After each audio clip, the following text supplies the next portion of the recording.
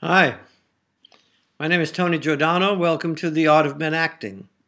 I hope in a few minutes I might be able to help you understand why I would call this video The Art of Men Acting, but it's something that I came to a long time ago and it means a great deal to me. I hope it will wind up meaning the same to you. I'm a theater director. I've spent my entire adult life traveling all over the United States and some Canada, some TV and some radio, but mostly theater. I've worked in the best theaters that we have in the country, and I've certainly worked with the greatest talents. People should only know how great the actors are who work on the stage. I'm not talking about film directors. We all know who they are. They're the stars. But I'm really talking about the down and dirty, earthbound actors who can put on a show 8 times a week and wow an audience in almost every style. And I have worked in just about every style with them. However, during those years, I was traveling so much around the country and living for 6 weeks here, 6 weeks there, working in different communities, learning a great deal about our country, in addition to my own career as a director. And I came to the awful conclusion that we were in trouble. Now, I guess that sounds pretty stupid because now in 2016, there are not too many people who don't know that we're in trouble, but I felt it 25 years ago. And I kept wondering what I could do about it, and eventually I decided the best thing maybe I could do is write and try to help people understand that though I came from an unsophisticated background, my father was in sanitation, my mother was a seamstress, we lived in an apartment in Brooklyn, it was my mother, my father, my sister, and myself. Nevertheless, I have had a great life. So the question is, how the hell did I do that? So I began to think maybe if I could share how I did it, other people can know it's possible. But I want you to know that though I've written 3 books, I don't believe you should buy any of my books or read them if you think that they're going to help you directly in any way. First of all, I wouldn't want to do that. I don't believe in that kind of help. I don't believe I have anything that can help, especially since I don't even know who you are. You're looking at me, but I'm not seeing anything.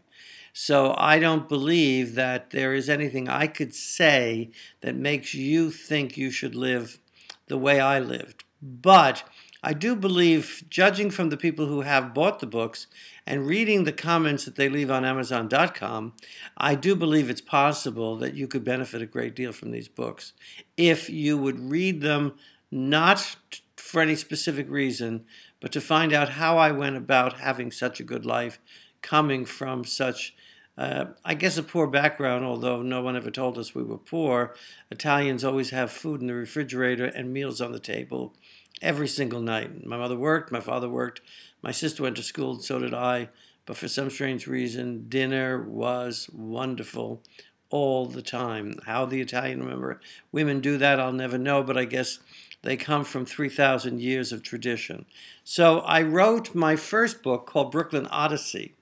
Brooklyn Odyssey was the first book in which I try to tell the story of what it was like to grow up in an Italian-American family that was non-mafia. 99% of us in this country know nothing about the mafia. Nothing. Until I saw The Godfather, I really had no idea what it was. When I was growing up at a certain point, because everybody in my father's family was called Anthony, I told my mother, if you want to talk to me anymore, you have to call me Tony. She said, till the day I die, you will never hear that word come out of my mouth. I said, why? She said, because that's the mafia. I said, well, what does that have to do with me? She said, if I wanted to call you that, I would have called you that. I will never, ever, ever, ever, ever speak that word.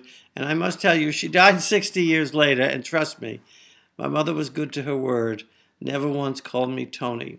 If friends, when I was growing up, called the phone and said, Mrs. G, is Tony home? My mother would hand me the phone and say, Anthony. And so she was a wonderful mother. I had a great mother, a great father. I had a sister whose worst day of her life was the day I was born. But that's only because when Italians bring home the boy, you know that he is the prince. You just know it. And of course, in addition to that, I was a brat to begin with from as early an age as I could. So I wrote Brooklyn Odyssey to show that it's important to be a brat. It's your life. It's very important. It's your life. You're going to live it. And I think the very first thing that anybody has to do is confront that issue. My good friend Armand DeSante was one of the first people to really get this story, and so I asked him to write something for the back cover. And Armand writes that Brooklyn Odyssey must be made into a film. It is written in the spirit we all shared when we began our careers, but the rest of us forgot how to do it. Brooklyn Odyssey by legendary American theater director Tony Giordano is a rite of passage story concentrating on a young man's development amidst a wonderfully eccentric, funny, and tender family in the 50s. They're hardworking, honest Italian Americans. This story is a beautifully rendered moral tale demonstrating how families and teachers shape our destiny. What is most exciting about what Armand did is when he said a rite of passage, he actually spelled it correctly. He said R-I-G-H-T. Now, the reason that to me means a great deal is because of the rest of the rites of passage that we go through in life are R-I-T-E, and most people say that that's what a rite of passage is and that there is no other. But in my opinion, the rites of passage are contracts. They're agreements between you and a boss or a group of people who elect you for something that can be taken away from you if you fail. You can be fired, for one thing. A rite of passage is given to you by God. There is no way that you can ever have that taken away from you. It is simply the wonderful thing that comes with your birth. And if you're wise, you will take the journey to fulfill it. If you do take the journey to fulfill it, you will then get foundation under you before you move into all the rites of passage. So I thought it was a good idea if I took book one and created the entire book about how I went about fulfilling my personal rite of passage.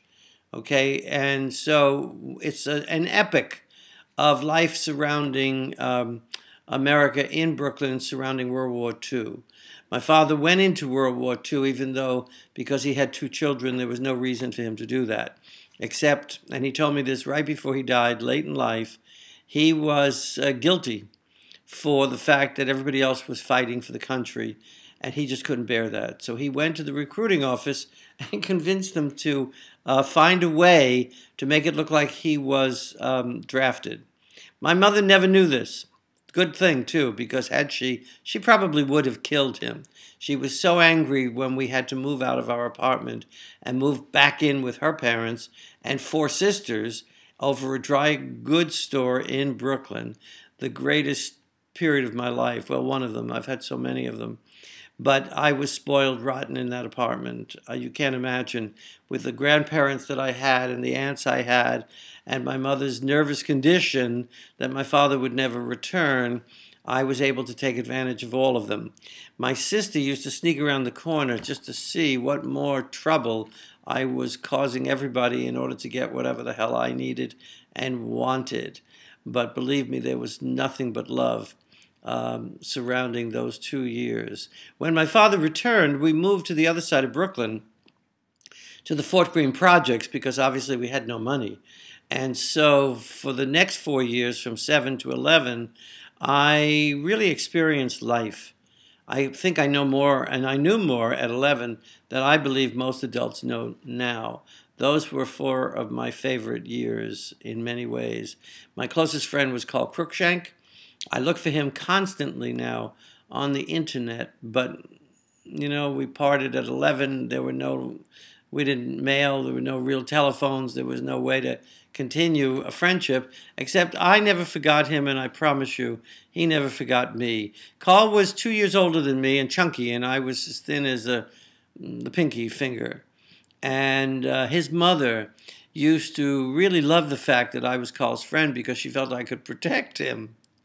Carl would laugh as we left his apartment and say, "My mother has this belief that you could take care of me. You can't even beat your sister." And that, of course, was true. I could never beat my sister up. My sister could beat up just about everybody in the neighborhood. I could make them think I could do it because I could outtalk them. in many ways. So my rite of passage is definitely in Brooklyn Odyssey. It takes a long time before the book becomes about me, because for the first half of it, it's the family, it's the war, it's the period of Brooklyn that I'm really kind of interested in. And of course, the kid starts at 6 years old. So it's not till he is, maybe 10 or 11. And we go through those years with him before he finally connects to how he's going to go about his life. He's made a decision that somewhere along the line he's going to do something differently than what they've all done. He's not going to follow in their footsteps. He loves them. He loves them. And the hardest thing about writing Brooklyn Odyssey is there's no villain. I mean, really, you might say my sister perhaps, but my sister was a great gal. She was not easy, but she was a tremendous person. The family were phenomenal. But I really didn't want to be with them. And so when I got out into the world and I saw how much trouble the world was in, and I began to say, well, wait a minute, hold a second. I had a great start. Maybe I can show people how important that great start is. So in time, I then jump into my second book, which is Tonight I Won't Be Acting. Both books, how do I do this? Both books are subtitled The Art of Men Acting. So is my third book, Not for Profit, The Art of Men Acting. In Tonight I Won't Be Acting, I don't talk about how I directed any show. I was a professional director. I was viewed fully by the best critics in America.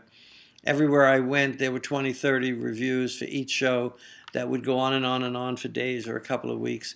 And the most I did at the end of book 2 is that I put in my curriculum vitae so one could see that I had had that kind of a career. It was a blessed career at best.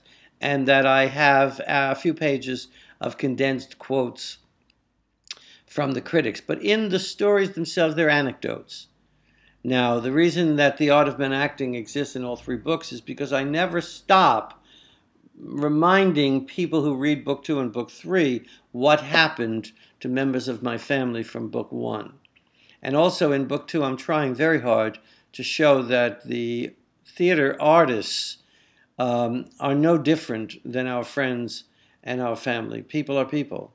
I don't say we have the same equal talent, but an actress who can't get out of the dressing room on opening night because she's scared to death is not dissimilar than an Aunt Josie who went and hid in the closet every time there was thunder and lightning.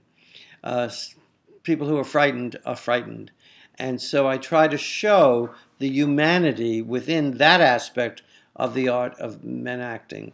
Henry Herx, a tremendous critic from a magazine in Washington, D.C., a film magazine, wrote a statement at the end of this cover, which I will read to you. It's brief. And Henry's no longer with us. He's up there with the celestial players. They're all waiting for me. I will get there sooner than they think, I think.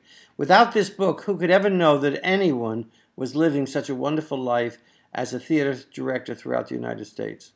Tonight I Won't Be Acting will inspire anyone who wants a career in theater to see that it is possible. And for all others, Tonight I Won't Be Acting is a fabulous read filled with anecdotes of stars.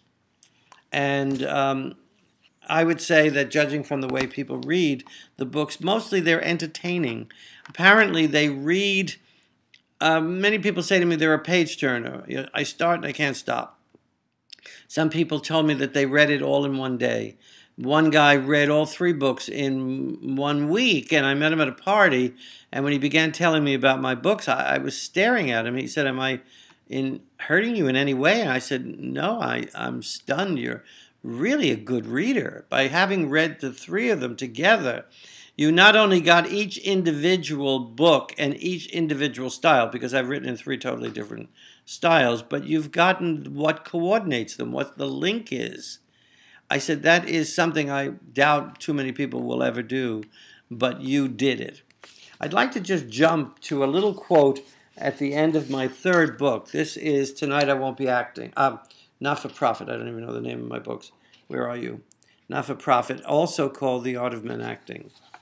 In Not for Profit, I quote Edwin Markham's poem, The Man with the Hoe, because I want to talk about getting into the art of men acting. In The Man with the Hoe, I'm only going to read you the first stanza. He has 6 stanzas. I'm obviously not going to do that. But he says, bowed by the weight of centuries, he leans upon his hoe and gazes on the ground, the emptiness of ages in his face, and on his back the burden of the world. Who made him dead to rapture and despair, a thing that grieves and that never hopes, stolid and stunned, a brother to the ox? Who loosened and let down this brutal jaw? Whose was the hand that slanted back this brow? Whose breath blew out the light within this brain? Now, Edwin Markham was talking about what happened to the worker because of the Industrial Revolution. And so he refers to the fact that the farmer is standing with his hoe, tilling the soil and working it, has not a thought in his head, has no feelings, is not able to make any decisions, not capable of any choice. He has, in a sense, in order to farm and produce product for masses of people, he has given himself up. He has lost everything. I do not recommend that. I believe, and the same thing I feel about my books, I don't want anybody to think that you could read my books and get some help. Because if you want to lose weight, I certainly don't know anything about that. And if you want anything else specific, I don't think anything about my life would be specific to your life. If you want to learn how to cook lasagna, well, my mother is gone, it's too late. So the only thing I want you to do when you read the books is to begin to compare. Begin to think to yourself, well, I see what he did, but he was definitely a spoiled brat. And somehow he managed to get through whatever the troubles were. But remember, some of you probably had more money. Maybe you had books in the house. I don't know that we ever had a book in my house. Nobody ever talked about theater. The very fact that I wound up going to the theater and winding up having such a great life in the theater was due to the 2 people who I dedicate Tonight I Won't Be Acting to. Daniel Berrigan, my Latin and English teacher at Brooklyn Prep, a tremendous school in Brooklyn run by the Jesuits. And Daniel then, when I graduated, sent me to Fairfield University to John Lewis Bond, another Jesuit who was a star beyond a star. And so, as far as I'm concerned, these 2 men managed to create a bridge for me into a world I had never even heard of. The next thing I knew, I had a great life. So if we seek, we shall find, I guess. If we listen to others, we can then interpret for ourselves. If we want to parallel, more often than not, we will come up with some answer. The art of men acting, then, is what I noticed when I traveled around the country. And I multiplied it by what I've read and heard about in the whole world, although I have seen a bit of the world also, that 98% of the world's population is taking orders from 2% of the people. And of the 2% of the people who are giving the orders, telling us how to feel, what to think, what to buy, where to go, whatever, half of them probably are corrupt. The other half, and I might even be perhaps in one of those 2%, it's possible, I'm not really sure where I fit in, but the other half are sincere. They mean well. The problem is that they have failed to understand when they tell people, I can help you, I can do things for you, so elect me, vote for me. They're forgetting that nobody can do that. The moment anybody says to me that I can be the President of the United States and give 340 people what they need, I would never vote for that person. I want to vote for the person who says, I will be the president, I will do the 4 or 5 jobs that go with presidency, I will do nothing else for you. I will give you the opportunity to figure it all out for yourself. Because until we figure it out for ourselves, we have nothing. So in book 2, Tonight I Won't Be Acting, well, book 1, to get back to that for a second, I would say that I show people clearly how I created the ownership to my life, how I fulfilled my destiny, my odyssey, how I was ready to proceed then into the rites of passage that might occur. And 15 years later, after I finished a certain kind of education, I enter the theater, and I begin this book on really, in a sense, the first day of when I entered the theater. And I show, with one anecdote after another, the simplicity of that journey and how I was able to deal with the challenges that confronted me. Some of them were obstacles that were very serious. Some of them were charming, funny, silly, farcical things. But how I was able, in fact, to overcome whatever the problems were and get through an interesting career as a freelance theater director. Much of it you will laugh about because some of it is very, very funny. So I'm showing, therefore, how getting the first rite of passage gave me a foundation to be able to do the rest. In book 3, tonight I won't be up. Sorry, one of these days I'll figure out what I wrote. In book 3, Not for Profit, I would say it's the book that comes closest to who I am now. Because this is the book that tells everybody what I feel about the world as it exists at this moment, and how angry I have been at all of the corruption that I witnessed. Because half of me was in the commercial theater in New York and television and whatever, the rest of it was in the not-for-profit theater. And I found in the not-for-profit theater that the taxpayers were asked to put up with an enormous amount of money, and I don't believe they ever got their money's worth. And I believe that so many people in the not-for-profit theater are misusing it simply because they can't get careers in the commercial theater. So for me, this is money from the not-for-profit, P-R-O-F-I-T, that allowed us no prophetic enlightenment. We never got from the not-for-profit our just due for all the money that was created. And it began with the beginning of my career. It began in 1964. After Kennedy died, who started this, and by the way, his close friend Robert Frost, our great poet, begged him not to create the National Endowment of the Arts. It was a very simple theory. He said art must pass through the marketplace in order for it to become art.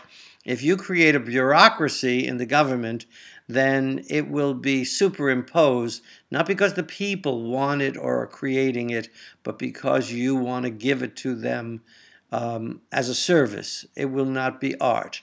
Well, nobody listened to him. In any case, I graduated from Catholic University in '62 with my master's in drama.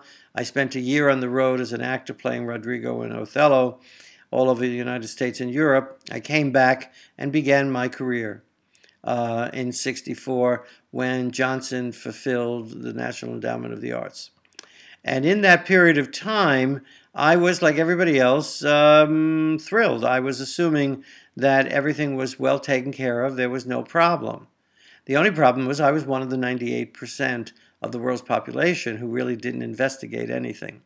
Fortunately, because of the kind of career I've had, and because I was in the middle of everything, I was at the Playwrights Conference in Eugene O'Neill in Waterford, Connecticut for 11 years. I was executive vice president of the Directors Union in New York City for 8, 9, or 10 years.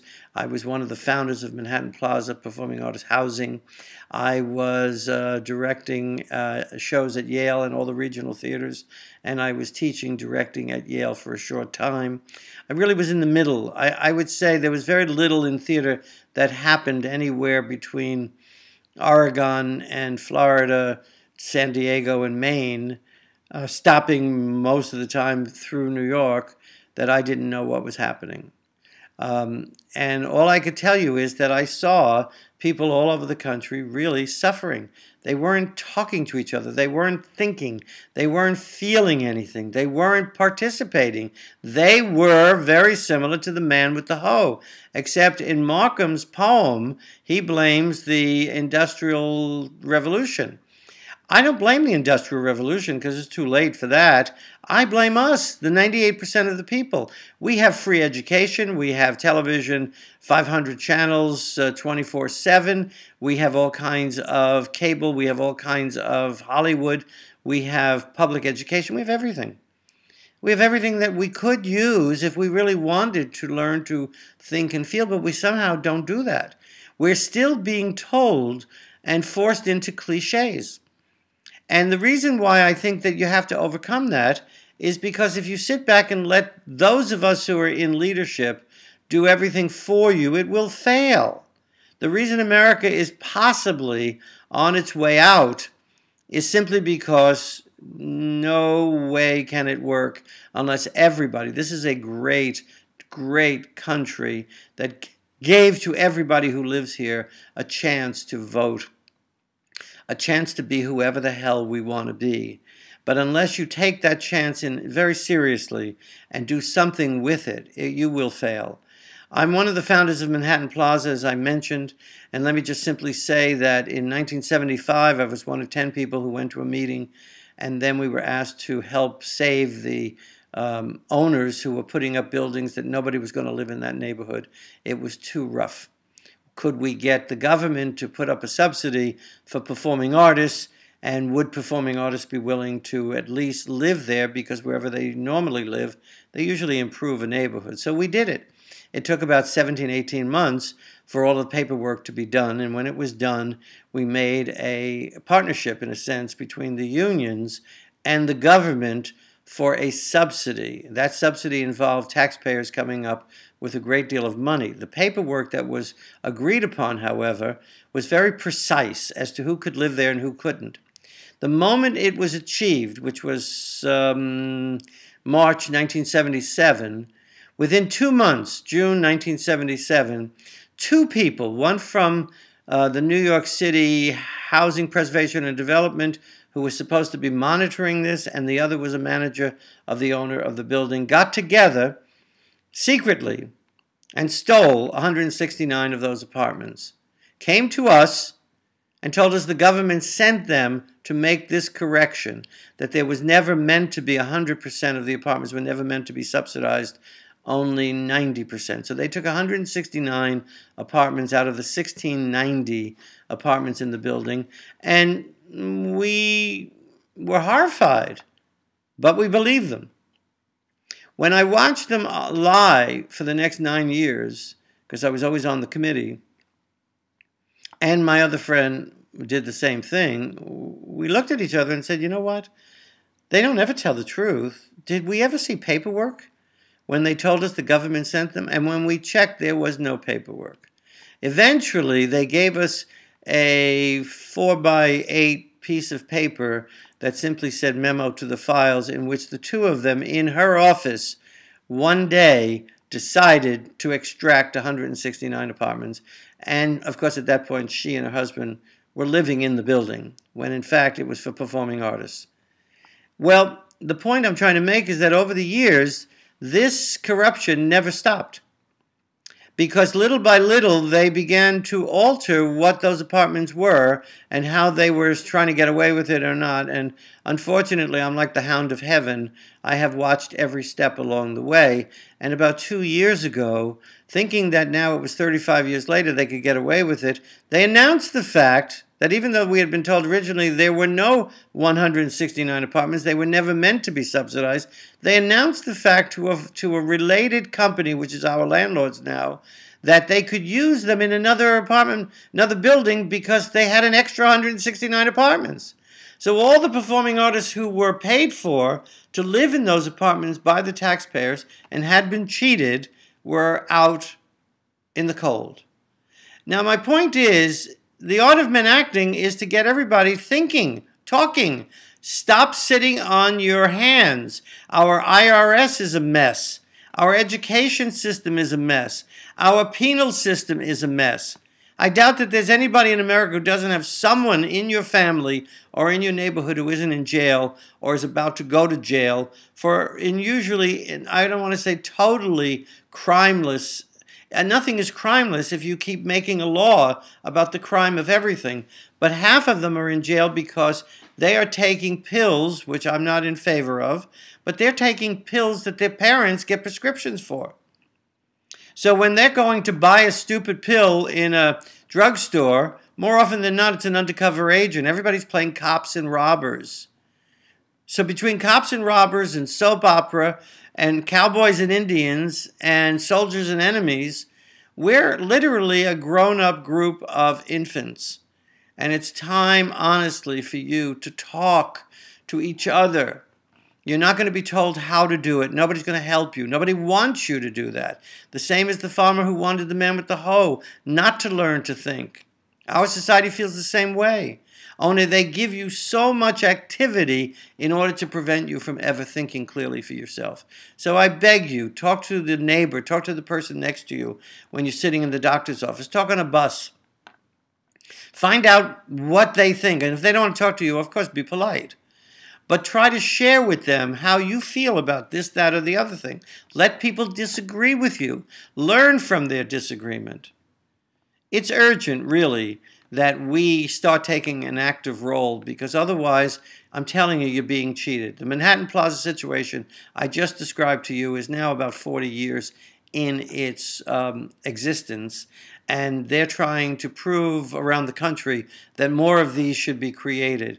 Well, I don't know how much has been spent, but I think the taxpayers have spent approximately $30 million a year for 40 years in order for us to do this. And when 7 years ago we created, two of us, a survey to see if the building was willing to go into a condo non-eviction correction, which I call the win-win situation. Nobody would be excluded, and people could take over the building from the taxpayers, and anybody who wanted to stay on the subsidy could.